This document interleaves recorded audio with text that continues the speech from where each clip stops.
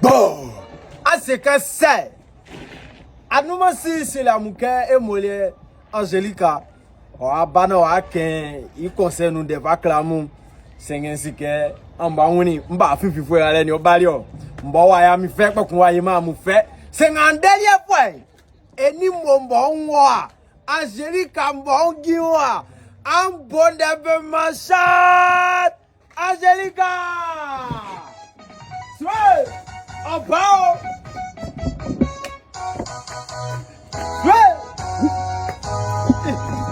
Yo.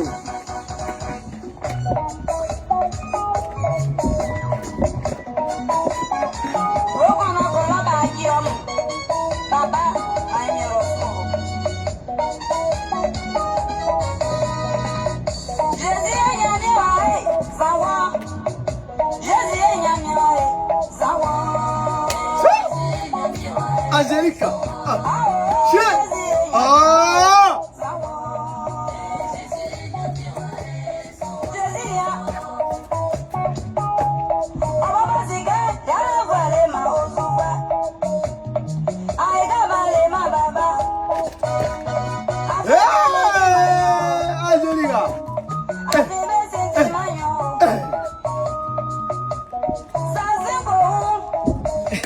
Animateur quelque. Hey. Bala ma papa la moi c'est me conseil mon grand là. O ga no gra ba mo ti mo mo nge o la fa bi mo mare ngru mo. Oh yeah.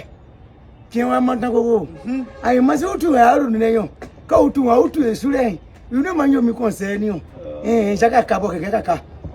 Mi ti kembo la mo to ti kendo nga su nga ye. Asa nga fura to ti ti ka sa na ma conseil nga bo bi. Se ni wa ya no kro no wa ha bro. Ngo ma ka ma eti. Ti kembo la koro kun sa onu koro kun nu. An fite nyanya na ma to. E wa imagine le 16 août eti mi conseil yon. Ba. Ko se ka do bruni na su nga ofre 14 ni ya bobo. An fite mi ti ke asa fa fite na ba ni gemu. Afo mu ni wa mbo be ko bi ko so mbo. Eni ni ya mo 30 ngande nga fa mo mba mo mai na. Plutôt. Mini ala tela ji enson son yo ni mo si ni bi no e nya mo de ba de. Ko.